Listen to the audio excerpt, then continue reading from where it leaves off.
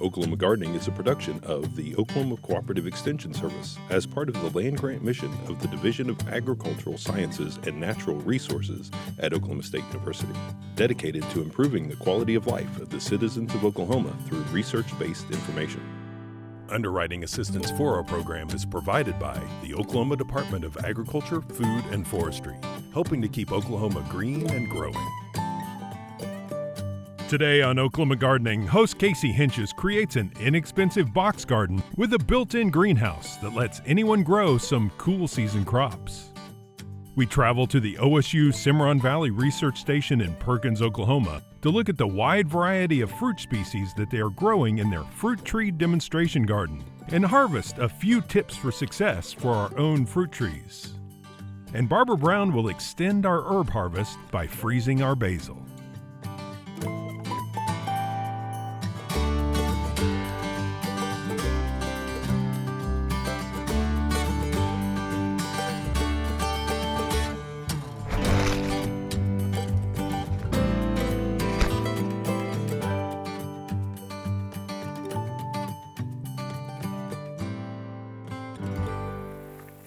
Sometimes at the end of the season, our vegetable gardens can start to look a little worn out. But if you still have energy and you're wanting to get a little more produce out of your garden, or perhaps this year just got away from you with all that's going on and you never really got to get after your garden like you were hoping to, we have an idea in order to grow a little bit of produce at the end of the season. We're going to talk about how to do a garden in a box. Now this is a really great option if you didn't have any garden space, that's really low maintenance, and you just need a few things. We're not talking about building a garden and we don't need any major equipment or anything. Basically 1 bag of potting soil, some sort of storage container that fits that bag of potting soil, a box knife, and whatever small seeds like lettuce, cool season crops, lettuce, radishes work really well for this particular project. So we're going to make a garden in a box. Now the idea to do this is probably the larger size that you'll want to do. You wouldn't want to do much larger than this because it can get a little bit cumbersome to kind of manipulate and deal with. We're going to turn the lid upside down. So this is going to work kind of as a water tray so that we don't have to worry about it flooding if you have it in your garage or something like that. Now, we're going to take our potting soil. You want to make sure you're getting potting soil, not topsoil or anything like that. Potting soil will allow for good drainage. Now, this is a plastic container, so we want to make sure that we're going to punch some holes in this. And we'll just do that by making a couple of X's. You don't want to do anything too large, because we don't want to lose our potting soil. We just want to allow for some drainage. Now, what I'm doing, this is going to be our bottom here. So we're going to flip this potting soil over on top of our lid.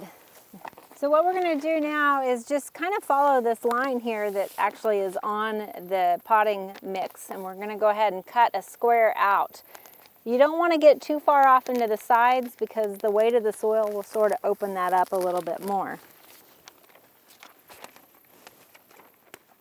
So we're just going to go ahead and pull that side of it off. We're done with our knife now. Now there tends to be a little bit more soil than what we need in here.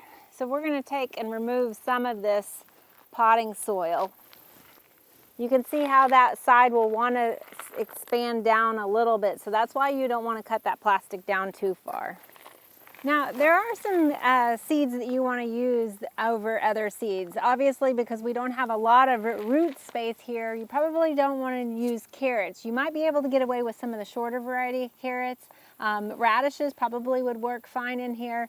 But it's very ideal for lettuce. And all of these that we're talking about are cool season crops because it is October, you know, we're going into the cooler climate, but you can still get a good season of cool season crops. And lettuce will be ready to harvest, radishes will be ready to harvest in just about 30 days. And so it won't take long to see those germinate and go ahead and get a nice little crop to harvest there. So what we're going to do is we're just going to use some butter crunch lettuce seeds that we have here. If you wanted to use multiple types of seeds, you could go ahead and make your rows and lay those out. But we're just going to sprinkle these seeds throughout here so that we can kind of just harvest when we see them starting to come up. And depending on whether you want to get microgreens or want to get a little more lettuce is going to depend on when you want to harvest them. Because these seeds are fairly small, we really don't need to bury them, but I am just going to kind of use my hand to tap those in and make sure that they have good soil contact. The other thing is I didn't necessarily pre-wet this bag, but it is somewhat moist potting soil already.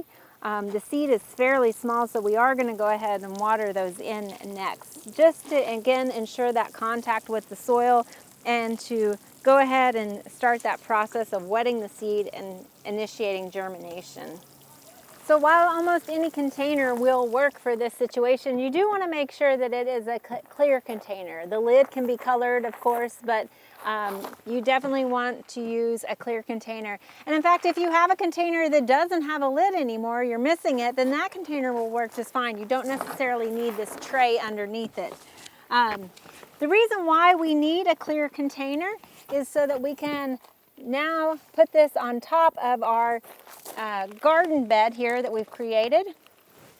And it's going to create a small greenhouse effect. As we go into some of those cooler temperatures where it can get down to 40 at night, these cool season crops are going to do just fine. But having that moisture that's trapped in here will create condensation and will help encourage those plants to grow. So watering it initially is important, but as you go on and the plant continues to grow more and more, and depending on the temperatures, you're still going to check it daily for water like you would any other garden. If you're seeing condensation, that's a good sign, but you still want to check the soil, the potting soil, and actually make sure that it is moist and that there is moisture for those plants. You can see over here we have another one that we've done, and you can see that condensation that's being trapped in here. So again, it's just going to allow you a little more flexibility where this won't dry out every day. It'll keep that moisture in there. It'll keep it warm through some of those really chilly nights and allow those to germinate. The other thing here is you'll notice I have a stick. And again, depending on the temperature, we might just put it in here to allow a little bit of a vent, or we can even use this stick to go ahead and prop it up all the way and allow more airflow so that these don't get too hot. We were up into the 90s just yesterday, and so this can actually really increase that temperature pretty dramatically. So you might just keep an eye on that until we get into more of those fall-like temperatures. The other thing about this tray, the reason why we did put it under there, is if you ever need to move this. You might find that you're doing it in the shade and it needs a little more sun. You can go ahead and kind of drag this around somewhere versus having to hold a bag of soil that's cut open on one side. This will allow you to kind of move that a little bit better. So this is just a fun project that I just thought I would share with you guys. If you're not a gardener at all, this is a great way to just get started. I know a lot of people have their kids at home, and this might be a fun science project that you could tie into nutrition. And so it's not too late to incorporate a little gardening into your lives.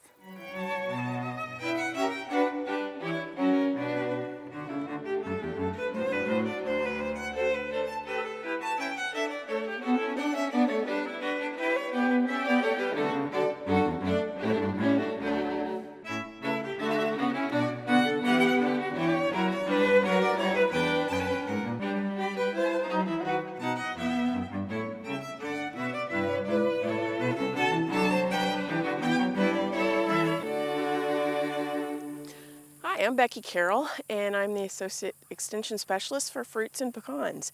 And today we're out in the backyard fruit tree demonstration area at the Cimarron Valley Research Station. And we started planting a few apple trees and peach trees a couple of years ago out here on the research station, just to have an area to show students and master gardeners and other visitors some of the things that we might could grow in this part of Oklahoma, and then also some of the things that might not be suited for our part of the state. And so We've got several apples in here.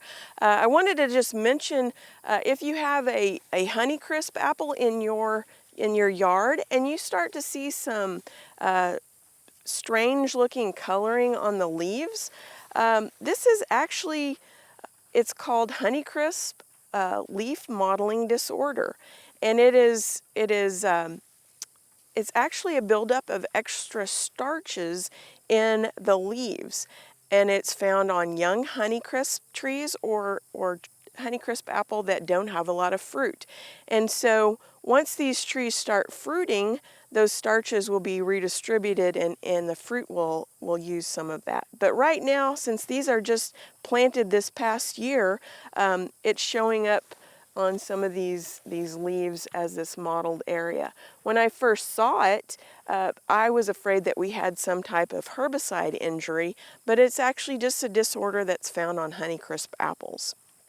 So we've got several different types of apples. The first few are Honeycrisp, and then we have some, we have Fuji, and we have Arkansas Black, we have Gala, Red Delicious, and they're doing pretty well. The only ones that we had trouble with that we planted this year were our Granny Smith, and for some reason they shocked down and have died the last few months. So we'll look into that and see what we can find and why we may have some problems with that. So other than apples in our fruit tree planting, we have some almonds, some Russian pomegranates. We've also got some Asian persimmons. We have both Fuyu and Eureka. And the Eureka did not survive after planting, but the Fuyu seem to be doing well. We have a couple of different types of apricots. We have Moorpark and Chinese Mormon. We have several different types of figs, Celeste, LSU Purple, Brown Turkey, and Violet de Bordeaux. We also have Methley and Bruce plums. We have several different types of pears. We have Maxine and Moonglow, which are the oriental type of pears, and then we have 20th Century and Hoshui that are Asian pears. We have several cherries, Black Tartarian, Compact Stella, Regular Stella, North Star, Montmorency. And then on our peaches, we have Bowden, Red Haven, Effie, Loring, August Rose, Souvenirs, Amore Sweet, and July Rose. A few of those are nectarines. The Bowden, Effie, and Amore Sweet are some of our newer nectarine varieties that we're testing. So one thing that is very important with growing fruit trees is to have good weed control. And so in some areas, fruit trees, they just don't compete well with other grasses and weeds. So we want to have a weed-free area around our fruit plantings. And so in this situation, we've got some bark mulch, and it works in controlling the weeds, but also it holds some moisture in the soil, so it's an added benefit. You can see we've got some Bermuda grass that's growing up around the middle of that tree, and we really don't want our mulch to come right up to the tree trunk, but have a little space around the trunk that is free from that mulched area. You can see we've got a little bit escaped coming out the top, but this is a lot easier to treat and weed than just a grassy area. We also have areas where we're trying to use herbicides, and so we've got a clean strip right here where we've got the weeds kept down with different types of pre-emergence and post-emergence herbicides. The anthill is also helping a little bit to control the weeds, but this is beneficial as well, using the herbicides to keep the weeds back.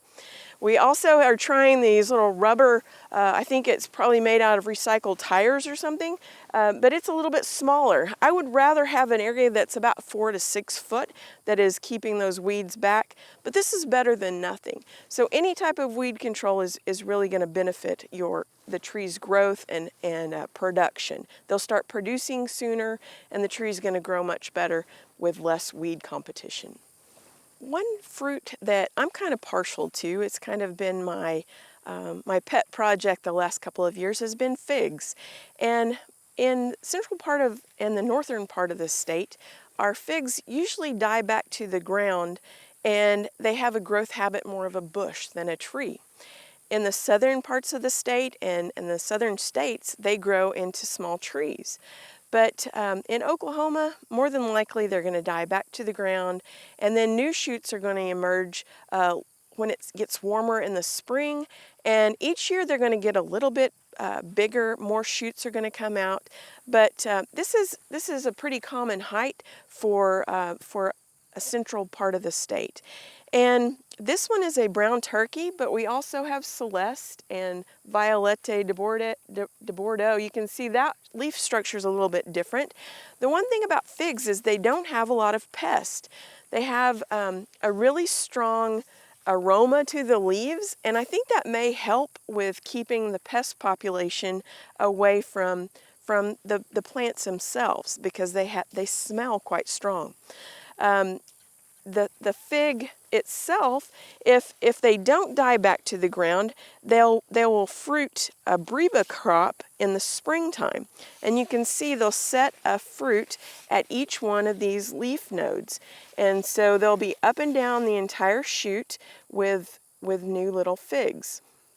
Now these figs are not going to be ripe until maybe a few more weeks, but when you can kind of see how they're attached to the tree at an upright angle, and whenever they are ready to be harvested, they'll start to droop, and so they'll be hanging down, and it'll be easy to tell when they're ready to harvest. There are some figs that are green, so you can't just go by the coloring. You have to look at the position, how they're attached to the plant. I picked a Celeste fig from my plant at home this morning, and it's a little bit soft. I probably would have left it maybe a day or two longer on the plant, but if you haven't tried a fig, they're pretty tasty. They kind of taste like a floral peach, and but the thing about figs is they don't last very long. They're very soft, and once they're picked, they'll start to deteriorate very rapidly. Figs, they do best in very warm conditions.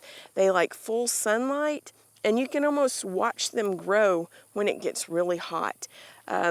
If you want to keep your figs a little bit smaller, you might try pinching out the tops of some of these plants, and that way they're not growing new leaves, but they're putting their energy into producing these fruits below.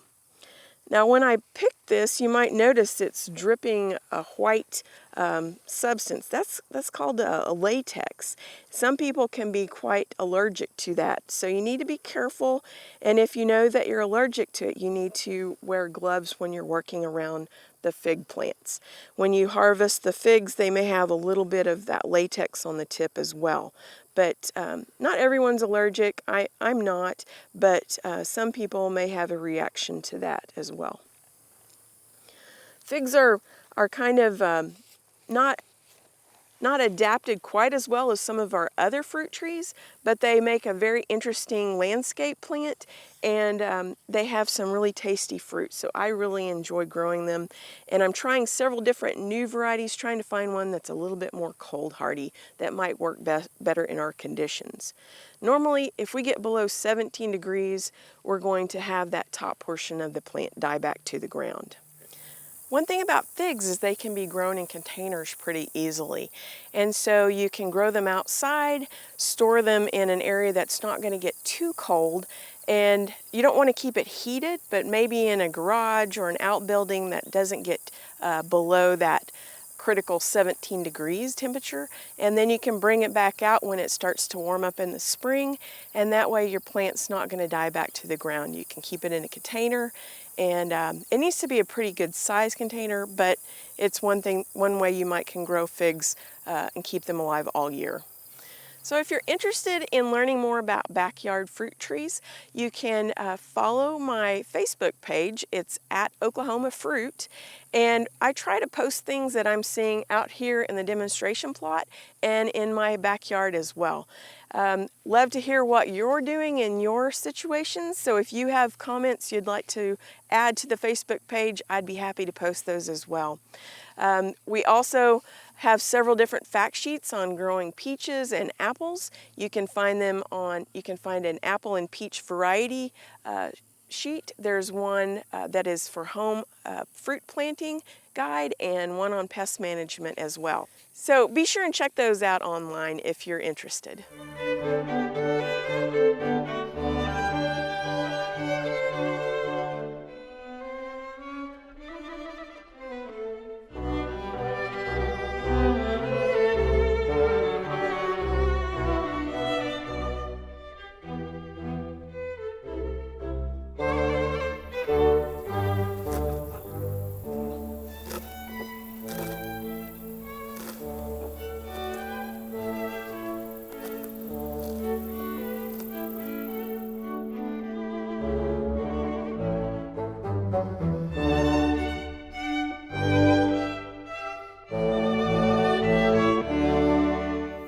At certain times of year, basil is abundant, more than you can use at that point in time. And as you move towards colder weather, rather than moving plants inside, you may want to go ahead and use some way to preserve it.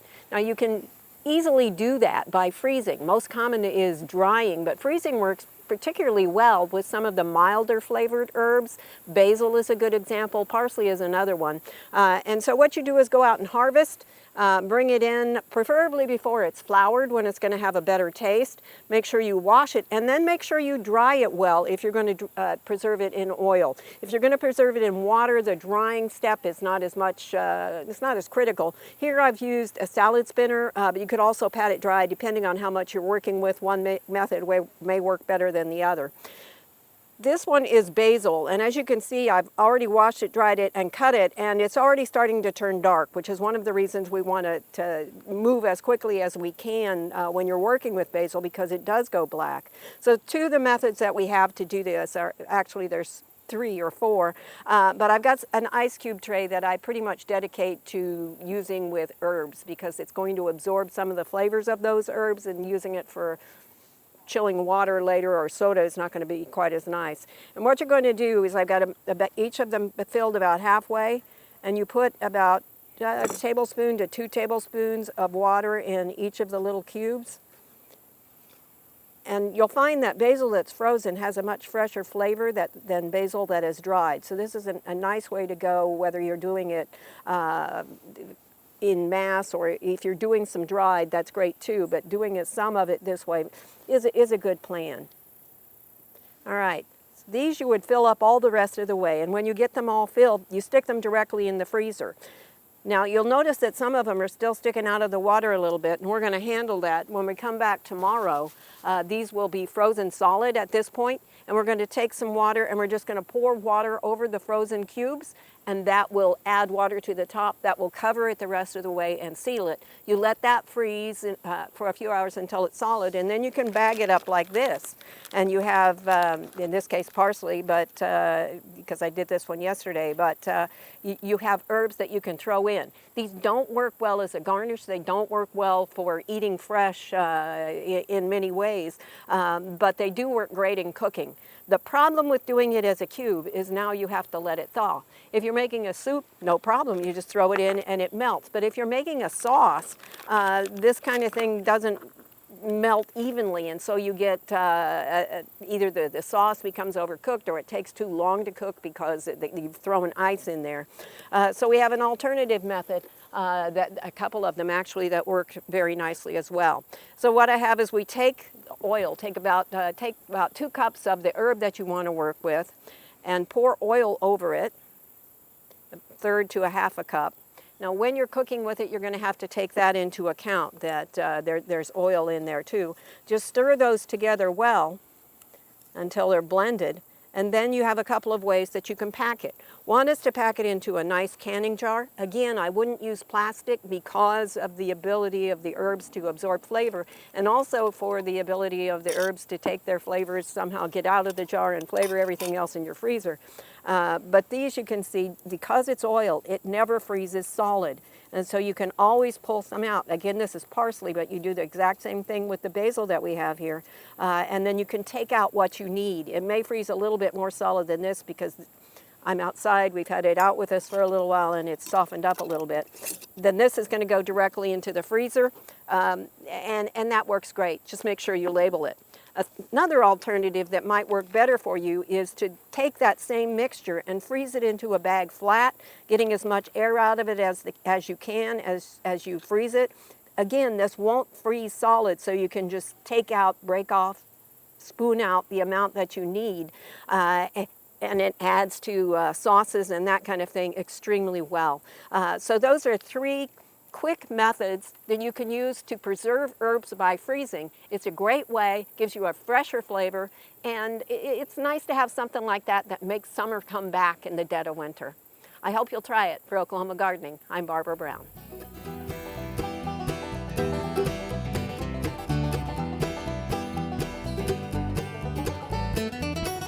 There are lots of great horticultural events this time of year. Be sure and consider these activities when you're making your plans for the weeks ahead. Next week, Mum's the Word. And we'll get an update on migrating monarchs, visit a pollinator paradise, and Mike Miller from Pond Pro Shop will help us with the algae in our large ponds. We wish you health and wellness, and we'll see you next week for more Oklahoma Gardening. To find out more information about show topics, as well as recipes, videos, articles, fact sheets, and other resources, including a directory of local extension offices, be sure and visit our website, oklahomagardening.okstate.edu. And we always have great information, answers to questions, photos, and gardening discussions on your favorite social media as well. Join in on Facebook, Twitter, and Instagram. You can find this entire show and other recent shows, as well as individual segments on our Oklahoma Gardening YouTube channel. And tune in to our OK Gardening Classics YouTube channel to watch segments from previous hosts. Oklahoma Gardening is produced by the Oklahoma Cooperative Extension Service as part of the Division of Agricultural Sciences and Natural Resources at Oklahoma State University. The Botanic Garden at OSU is home to our studio gardens, and we encourage you to come visit this beautiful Stillwater jewel. We would like to thank our generous underwriter, the Oklahoma Department of Agriculture, Food, and Forestry. Additional support is also provided by Pond Pro Shop, Greenleaf Nursery and the Garden Debut Plants, the Oklahoma Horticultural Society, and the Tulsa Garden Club.